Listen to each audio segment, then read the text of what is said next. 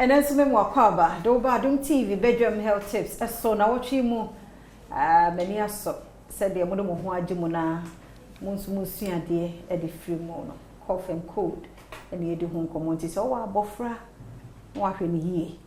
cause wo pani kura bi chewa enye bete na kura wontu men kasa ne ha na ne hwene mu asibe de wa ibebisa doctor kura won say first no nya cold ya twe akura ne hwene men wa ya na no we mo akwa ba na me no wasibiem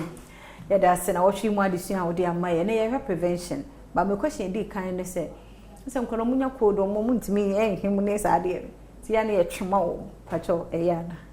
na say eboa ma akola no nya a bit more relief na ni ameka ka ho ne say ye wo tisi ano tools wo ho no mo a say wo de be aspiration na wo betumi edia ye comfortably a wo mfa wa no ntwe ana bibi afi nso ye wo nuro a ye de mo to say normal saline nasal drops a ye de mo intine no wo de begu akola no hwini mi mfa ne say bia say 3 times a day or 4 times a day and every 3 hours poa with the one drop kumwa na ama ahwendro no aye lighter inti ebeye remember na eno ankasa etumi ababonten inti no eno na ye asamo a ewo ho na ya ye twene fi ebenya effect wo mo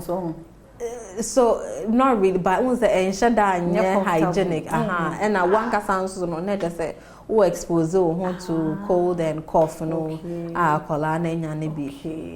and ye prevention na wo twi kwan be na nkoma ye di nyina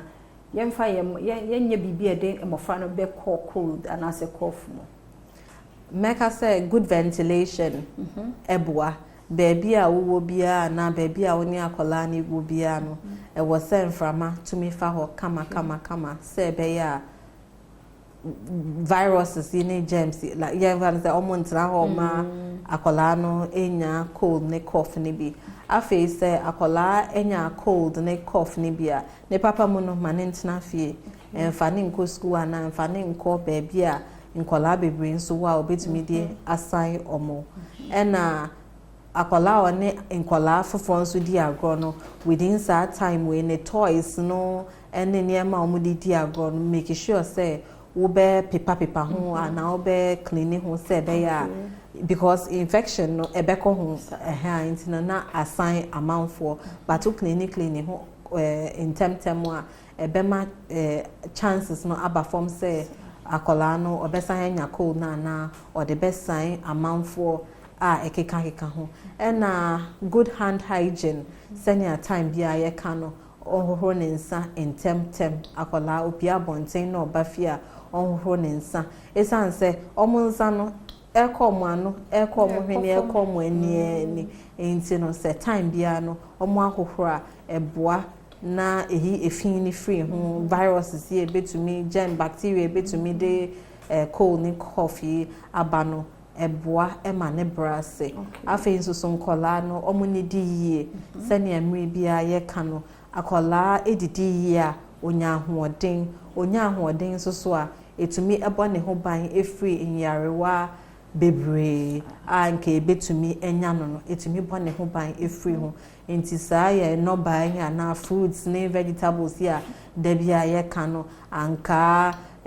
brofre abrobe kwadu ne ekika mango ne ekika ho bia da bia akola no nya binni kontomre ntrowa ne ekika ho no yemfa nya mofra na aduane na emua na omuntumi nya ahoden na mbo mo ho ban afi nso so no se akola abowa na wabowa na ekwa akire ebia abro 1 week abro 2 week na eguso ebia akola na start ne so tia na bibia infant na ho say yes a common cold and cough ya ye ka ho asem ni bi ebetumi aye tuberculosis na tuberculosis ne nso ebetumi adi akola ni nya ebetumi ekono ebetumi aye asthma ebetumi aye nyoma hodo bebre enti na sa akola na ebowa na ekwa animu a infant na fie bomodian ne ho wo doctor na ontumi enhwa akola no ema wow Dr. Boyen from Siha yeda sene na wochi enchecha ode amaye ye sure sa batan ye beti na ye tu ho na mo nyame hrawo Dr. Hilda Boy here, pediatrician wo Kolebu Teaching Hospital. Now what you want boy and pa cough and cold. It's true. Then Shannon so. You heard ye, the one to pay last one ye. Omuni di ye, no fruits, vegetables. Then for man quadano, who pro woman sa will be a one so out for. Ye nima we munina for mude paddy. Ye benyan da. As a day endpoint homeopathic clinic dear. I will be a Howard Junior young couple. Home show. Number 0244 867068. 0244 867068.